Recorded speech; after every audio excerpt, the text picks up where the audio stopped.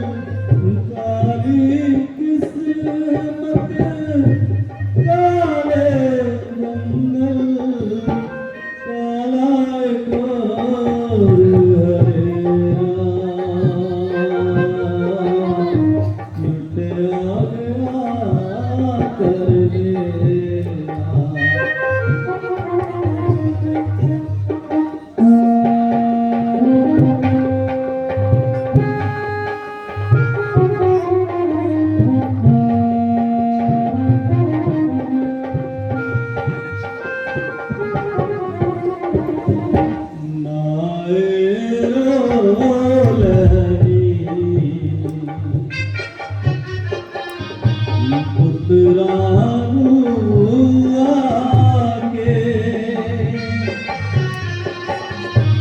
आए रोवनी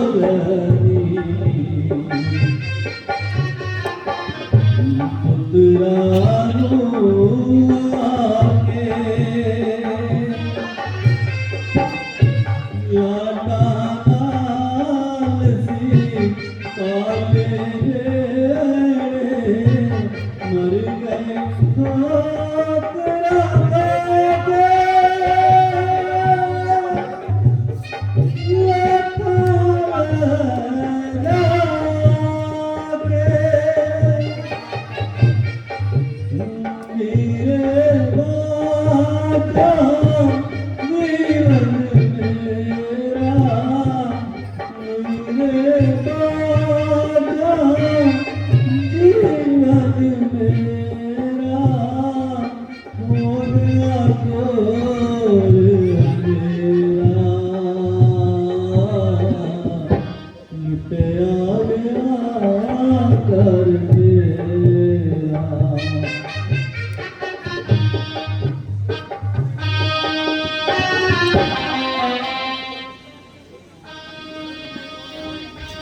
भैया भैया भैया एक बार जुबान को हिलाओ और मुझे भैया कहकर बुलाओ। भैया तू तो कभी सेवा को मुंह नहीं मोड़ता था और हरदम सेवा के लिए तैयार रहता था। हर रोज बनों से खाने को फल और पीने को जल लेकर आता था।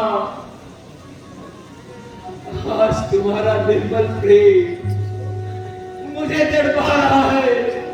भैया तुम्हारे निर्मल भाव आज मुझे मजबूर कर रहे हैं। भगवान जरा ख्याल कीजिए, रोने को कौन नहीं रो सकता, मगर इस तरह लक्ष्मण भी अच्छे नहीं हो सकते। मैं जानता हूं कि इनके जिस्म पर जख्मों का कोई हिसाब नहीं, लेकिन हालत कुछ ज्यादा भी खराब नहीं, इसलिए सोच समझकर इलाज कीजिए। किसका इलाज, किसकी दवाई? मेरे भाई ने तो अभी तक जुबान नहीं हिलाई। ओ मेरा हाँ, तेरा मार चल गया जो तो मेरे भाई को मारकर जिंदा निकल गया। ओ कमबख्त, तेरे घर के दीपक जल गए और मौत के फरिश्ते तेरे सर से टूट गए। मेरी बदनसीबी आज तेरी बाली चढ़ा गई और लक्ष्मण की मौत मेरे पिंड आ गई। हाय सीते भूमि मंदर मुसीबत गया मेरा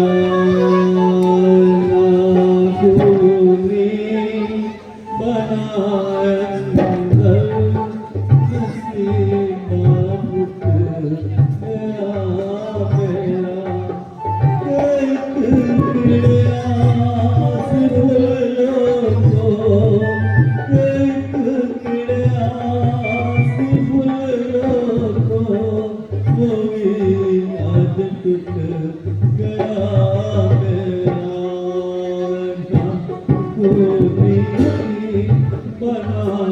मंदर मुसीबत गया मेरा।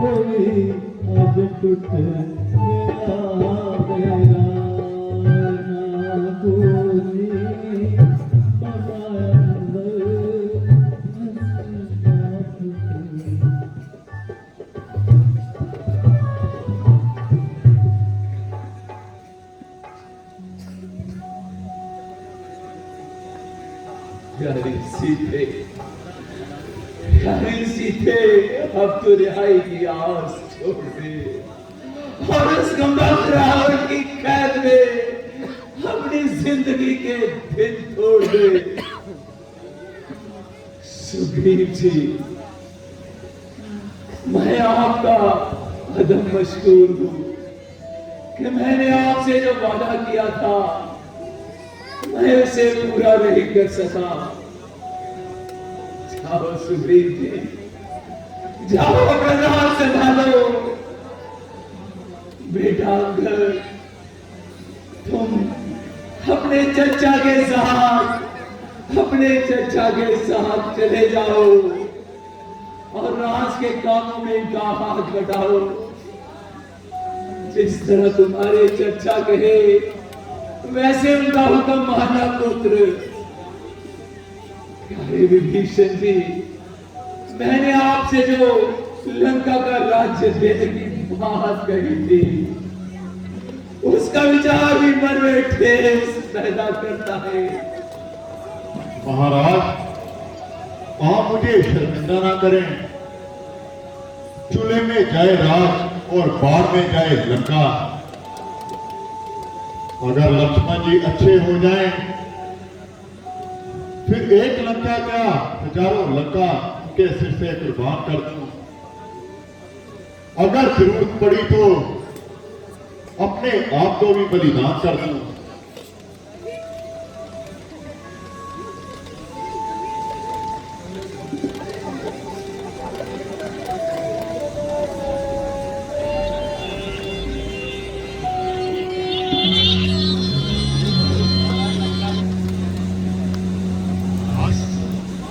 महाराज, बोलिए विभीषण जी। लंका में सुखचैन नाम का एक वैद्य है। वो बहुत ही नेक दिल और खुश दिल इंसान है। उसको कहाँ लाया जाए, शायद वो इसकी कोई औषधि बता सकता है। इतनी रात में ऐसे लेने के लिए कौन जाएगा? जाने को तो मैं जा सकता हूं, मगर खतरा है मेरे जाने में। वापिस आना मुश्किल होगा। वही उसको ला सकता है, मर्दाना जिसका दिल है। भगवान, आप मुझे आज्ञा दीजिए, मैं लंका में जाकर वैद्य जी को लाने के लिए तैयार हूं। हाँ अंजनी नंदन, तुम भी जाओ और शीघ्र वैद्य जी को लेकर आओ।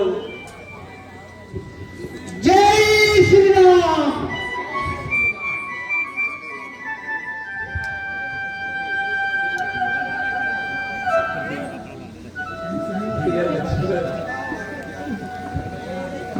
भैया, तू तो मेरी एक आवाज सुनते ही दौड़ा चला आता था। हाँ, मैं पुकार पुकार के थक गया हूं। आंखें खोलो भैया, देखो। भैया पूछेगी कि लक्ष्मण कहां गया, तो मैं जाकर क्या उत्तर दूंगा? भगवान, मैं लंका से वैद्य जी को ले आया हूं। आइए वैद्य जी, मेरे लक्ष्मण के लिए शीघ्र दवा बताइए।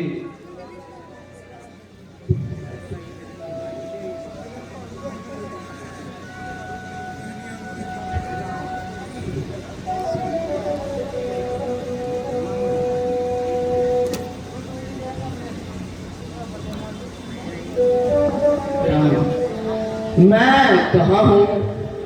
मैं यह क्या देख रहा हूँ? यह ख्वाब है या आलम बेहोशी? मैं तो घर में सोया था, फिर यहाँ कैसे आया? आप हैरान क्यों हैं? यहाँ किसी को भी गैर ना जाने और मुझे पहचाने।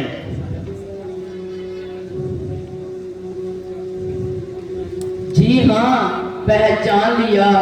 परंतु आप तो यहाँ हैं, लेकिन मुझे घर से यहाँ कौन लाया? मेघनाथ ने शक्ति बाण मारा है।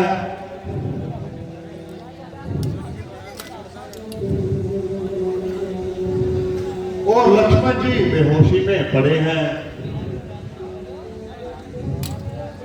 लाज बरकरार है, इसीलिए आपको यहां पर लाया गया है। इसलिए आप इनका इलाज करिए। मैं वैद हूँ रावण के घर का, किस तरह भला ये काम करो? अनुचित होगा यदि बैरी को दशकंदर के आराम करो। जिसमें प्रत्यक्ष बुराई है, कैसे वह काम किया जाए? हे राम क्या क्या देते हो? इस समय अधर्म किया जाए, इस समय अधर्म किया जाए। जी,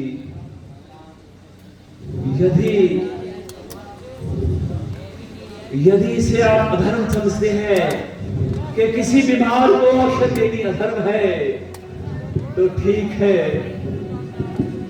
जिस धर्म पे हमने राज तजा श्री पितृदेव का मरण हुआ, जिस धर्म हेतु भैया पद छूटा और मेरी सीता प्यारी का हरण हुआ, बस आज उसी अधर्म पे लक्ष्मण मर जाए तो क्या गम है। आवाज यही होगी मेरी कि धर्म नहीं जाने पाए, धर्म नहीं जाने पाए। प्रभु सचमुच धर्म अवतार है आप, मैं दर्शन पाकर धन्य हुआ। मेरा जड़ जीवन जड़ शरीर इन शब्दों से चैतन्य हुआ। सेवा की सिर्फ परीक्षा को, अन्यथा दास तो हाजिर है करने स्वामी की सेवा को।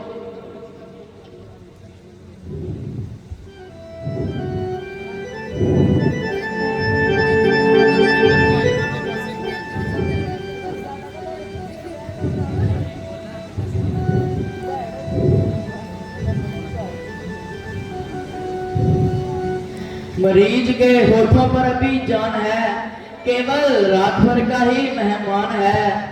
सूर्य निकलते ही इनकी जिंदगी महाल है। यदि रातों रात द्रोणगिरी से संजीवनी बूटी लाई जाए तो इनके प्राण बच सकते हैं। कौन इतनी रात को द्रोणगिरी पर्वत पर जाएगा और वहां से संजीवनी ढूंढ कर लाएगा? प्रभु दास इस सेवा के लिए हाजिर है। आकाश में हो या पाताल में हो, लाएगा दास उसे, चाहे ब्रह्मा जी के घर में हो। बताओ उसका रंग रूप किस जगह वह हाथ में आएगी। श्री रघुवीर सहाय हुए तो वह दिन से पहले आएगी, वह दिन से पहले आएगी। वह बूटी रात को चिराग की तरह चमकती है। इस समय उसकी शिनाख्त कर लेना आसान है। हे बलबीर विश्वास है मुझको, ले आओगे तुम औषध को। उत्तर में जो द्रोणगिरी है वहां पर पाओगे तुम औषध को, वहां पर पाओगे तुम औषध को। संजीवन उसको कहते हैं, ज्वाला से जिसमें जलती है। यदि नहीं सुबह तक आई तो समझ लो जान निकलती है, समझ लो जान निकलती है।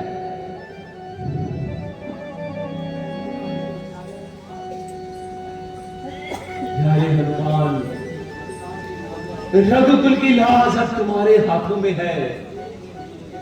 सुग्रीव की तुमने रक्षा की, कपियों को तुमने तारा है। वन में अशोक सीता का तुमने ही प्राण उभारा है। अब जान डालकर मेरे लक्ष्मण में इस राम को पुनः सुखी करना। पहले भी जो तुम्हारा ऋणी था, फिर आज उसे ऋणी करना। प्रभु आप चिंता ना करें, आपका आशीर्वाद मेरे साथ है।